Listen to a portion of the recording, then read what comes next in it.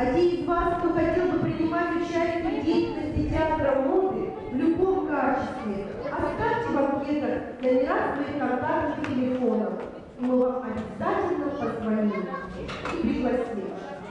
А теперь мы приглашаем всех участников сегодняшнего спектакля на сцену.